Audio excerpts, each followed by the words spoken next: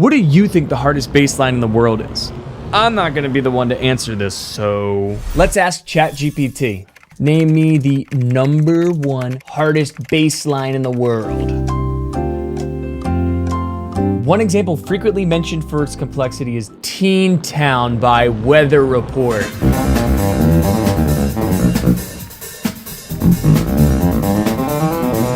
As a bassist, being able to play this bass line actually is one of the most rewarding things you'll ever do. What do you know about Teen Town? Well, arguably the greatest bassist of all time, Jaco Pastorius, played on it with his jazz fusion group Weather Report. So let's take a quick background on this tune and Jaco, and then we're gonna break it down in great detail. Are you ready? Let's go.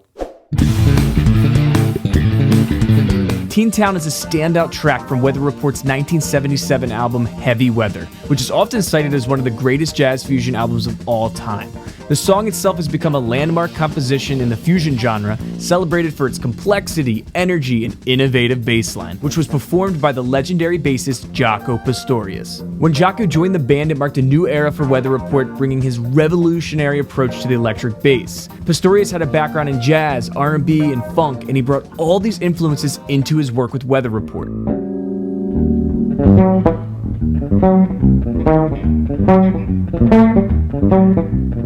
Played on his classic fretless Fender jazz bass, it became an instant classic within the fusion genre. Sadly, Jaco Pastorius' life was marked by personal struggles, and he passed away in 1987 at the age of 35. Despite his tragic end, his contributions to music continue to inspire and challenge musicians, securing his legacy as one of the greatest bassists of all time. So the live track we got today is from 1978 from Weather Report.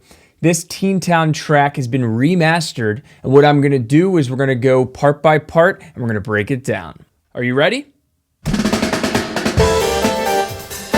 Oh, those drums.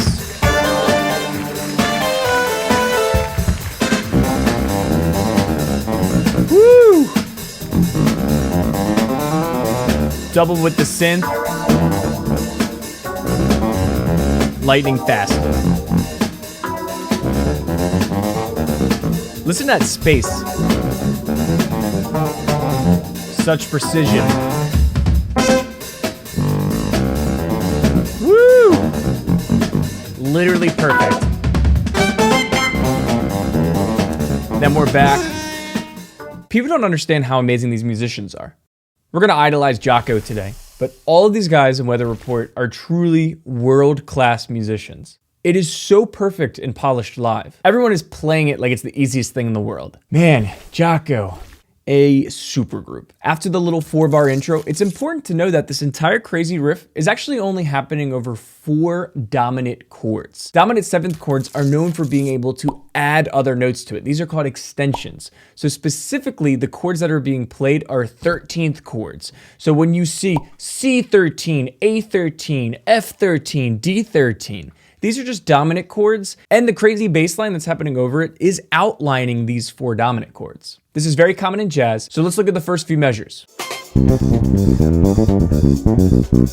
Talk about rapid fire notes. This bass line requires incredibly fast fingerwork. The 16th notes at 125 beats per minute demands both speed and accuracy.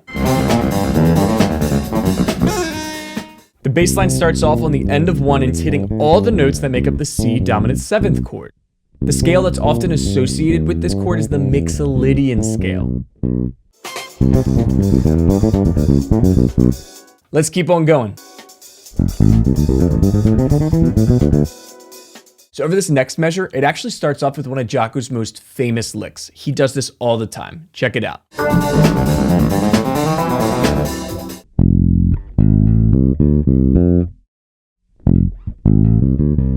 So if you're a musician, learn that major blues lick. The combo of these super speedy runs and space is perfect. It allows the listener to absorb a lot of information, then release.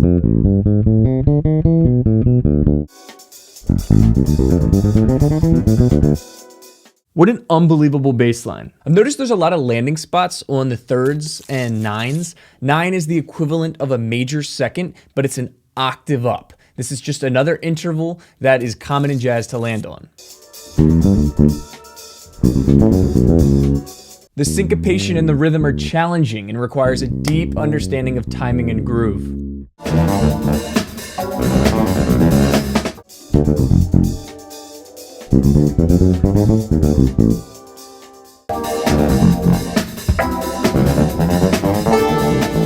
More chromatic mastery. Here it's targeting and walking up to the root, the third, and the fifth, another very common jazz approach.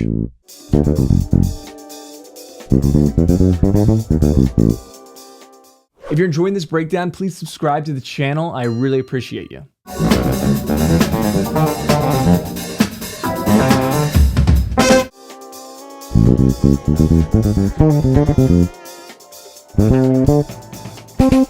And it continues onwards with these concepts in mind as the bass line takes 16 full measures to run its course.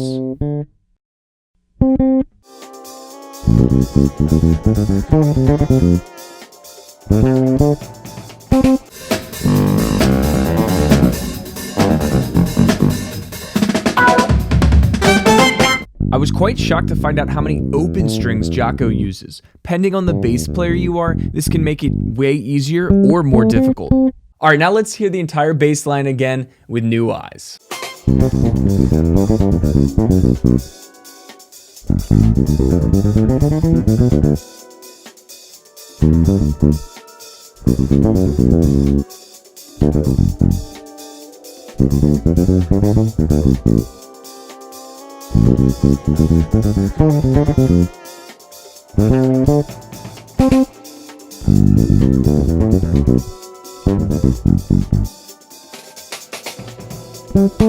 So dissecting this bass line, music theory-wise, once you look at it really in detail, it's very much abiding by the common jazz go-tos. When you combine this with otherworldly musicianship, the fast executed lines that are super syncopated and well thought out, it makes it one of the greatest bass lines of all time, not just the hardest. And if you're not really into the jazz fusion music, this is the band that can help get you into it. If you're a musician, I really encourage digging into this.